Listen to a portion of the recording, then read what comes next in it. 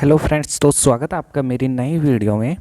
और आज की अपन इस वीडियो में बात करने वाले हैं कि एम्स बीएससी नर्सिंग के बारे में कि जो स्टूडेंट 2025 में एम्स से बीएससी नर्सिंग करना चाहते हैं, राइट। मोस्टली जो बीएससी नर्सिंग होती है वो ओनली गर्ल्स के लिए होती है एम्स से। तो जो गर्ल्स हैं वो बीएससी नर्सिंग करना चाहती हैं एम्स, तो उनके लिए ये वीडियो बहुत ही इम्पोर्टेंट होने वाली है। बिकॉज अपन इसमें बात करेंगे कि बीएससी नर्सिंग करने के लिए कौन कौन सी एलिजिबिलिटी चाहिए एंड क्या क्या डॉक्यूमेंट्स रिक्वायर्ड होते हैं इसके फॉर्म को भरने के लिए। तो इस वीडियो में अपन कंप्लीट उसके बारे में बात करने वाले हैं, तो लास्ट तक आप बने रहना एंड कम्प्लीटली मैं आपको समझाते हुए चलूँगा कि क्या क्या चीज़ होती है। तो उससे पहले आप मेरे चैनल को सब्सक्राइब कर लो ताकि आपको जो नई वीडियो मिलेंगी उनके लिए आप अच्छे से देख पाओ। तो सबसे पहले अपन बात करते हैं कि जो एम्स बीएससी नर्सिंग की जो एग्ज़ाम डेट है वो डिक्लेयर कर दिया कि जो आपकी एग्ज़ाम होगी वो आपकी 1 जून को होने वाली है, राइट। बट अभी तक आपकी जो फॉर्म्स डेट अभी यूनिवर्सिटी ने डिक्लेयर नहीं किया है। बट जहाँ तक माना जाता है कि जो आपकी फॉर्म डेट है वो इसी मंथ में लास्ट होली के आसपास आपकी जो एग्ज़ाम फॉर्म डेट है वो आपकी आ जाएगी। एग्ज़ाम डेट ऑलरेडी यूनिवर्सिटी ने डिक्लेयर कर दी है, ठीक है। पहले बात कर लेते हैं अपन कि अपन को क्या एलिजिबिलिटी होनी चाहिए। तो इसके लिए सबसे पहली है कि आपको इस फॉर्म को भरने के लिए इंडियन होना कंपलसरी है, कि आप इंडिया के रहने वाले हो तो आप इस फॉर्म को आराम से भर सकते हो, ठीक है। फर्स्ट एलिजिबिलिटी तो आपकी यही हो गई कि आपको इंडियन होना कंपलसरी है, कि आप इंडियन हो तो ही आप इसको भर सकते हो। सेकंड, आपको यहाँ पे जो इस फॉर्म को भरने के लिए 10+2, ठीक है। 10 क्लास के साथ साथ आपकी 12th जो होती है वो बायो से होनी चाहिए, ठीक है। बायो के साथ आपकी जो ये होनी चाहिए जिसमें आपको पीसीबी का देखने को मिलता है, तो पीसीबी से आप 12th पास आउट होने चाहिए, ठीक है। उसके बाद अपन थर्ड पॉइंट अगर अपन बात करेंगे यहाँ पे, तो मिनिमम आपको जो 12th की परसेंटेज होती है वो आपकी यहाँ पे मिनिमम 55% आपकी होनी चाहिए, ठीक है।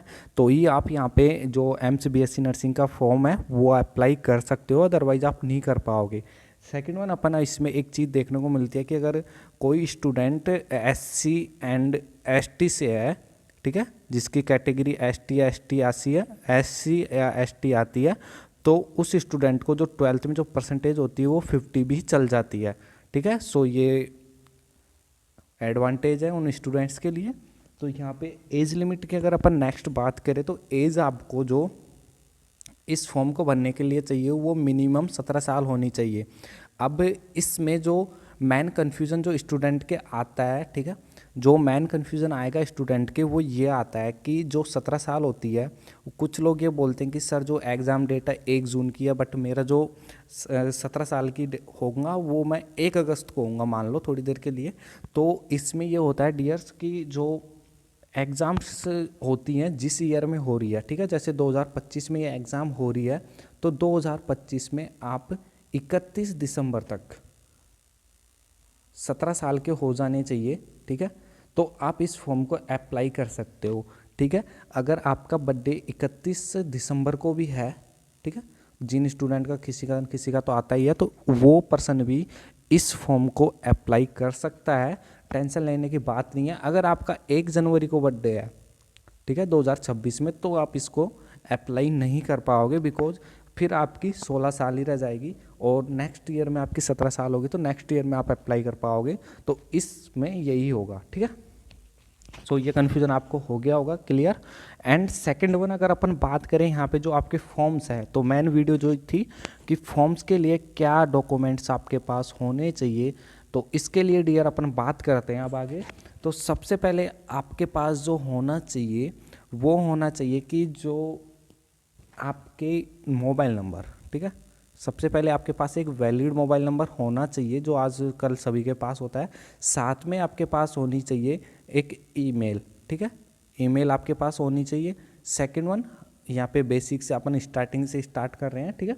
सेकंड वन, आपके पास होनी चाहिए आपके पास पासपोर्ट साइज़ फ़ोटो, ठीक है। मिनिमम आपकी जो फ़ोटो होनी चाहिए वो 2 मिनिमम हो आपके पास पासपोर्ट साइज़ आपकी फ़ोटो होनी चाहिए, ठीक है। और जो सेकंड आपके पास डॉक्यूमेंट्स रिक्वायर्ड होनी चाहिए वो आपके साइन, ठीक है, सिग्नेचर जो होते हैं उनकी आपके पास इमेज होनी चाहिए। जो सिग्नेचर होते हैं जैसे किसी का भी सिग्नेचर मान लो जैसे रोहित है, तो रोहित नाम का कोई है तो उसके सिग्नेचर होने चाहिए, ठीक है। अगर उसके सिग्नेचर नहीं होते हैं तो फिर वो अप्लाई नहीं कर पाएगा। सिग्नेचर अगर अलग से नहीं बनते आपको डियर, एक ब्लैंक पेज पे, वाइट पेज पे आपको सिग्नेचर करने होते हैं एंड उनको वहाँ पे जब फॉर्म भरते हैं वहाँ पे अपलोड करना होता है सिग्नेचर के साथ, ठीक है। सेकंड अपन बात करें यहाँ पे, तो एम्स बीएससी नर्सिंग में आपके फिंगरप्रिंट भी यहाँ पे आवश्यक होते हैं।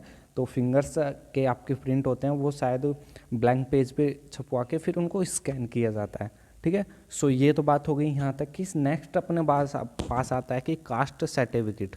तो कास्ट सर्टिफिकेट के लिए क्या है डियर्स, जो पर्सन से जैसे ओबीसी से है, ठीक है, अब ओबीसी में आपको जो 55% आपको चाहिए था, तो वहाँ पे आपको कास्ट सर्टिफिकेट आपको लगाना ही पड़ेगा, ठीक है। जिन जिनको रिक्वायर्ड है कि कास्ट सर्टिफिकेट होना चाहिए, तो उनके लिए वो चीज़ है कि आपको कास्ट सर्टिफिकेट आपके पास होना चाहिए, ठीक है।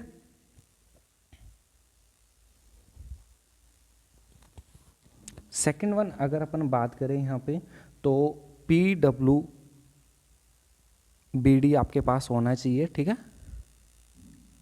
तो ये बात थी आपकी एम्स बीएससी नर्सिंग की, एंड आई होप आपको ये सब कुछ समझ आ गया होगा कि कौन कौन से आपको डॉक्यूमेंट्स चाहिए, क्या चीज़ आपका यहाँ पे रहेगा, ठीक है। एंड ये जो साइट है आप देख सकते हो, यहाँ पे सब कुछ नोटिफिकेशन यहाँ पे आता है, तो यहाँ पे भी आप विजिट कर सकते हो, ठीक है। एंड सेकंड वन, अगर आपने मेरे चैनल को सब्सक्राइब नहीं किया तो अभी सब्सक्राइब कर लो, ताकि जो आने वाली फर्दर वीडियोस हैं, जैसे मैं एमसीबीएसई नर्सिंग के लिए एमसीक्यू डालता रहता हूं, तो उनको भी आप देख सकते हो। एंड बहुत सारी चीज़ें ऐसी होती हैं जिनको मैं आपको यूट्यूब के माध्यम से ही बता पाऊँगा। तो आप मेरे चैनल को सब्सक्राइब कर लो एंड मिलते हैं अपन नेक्स्ट वीडियो में।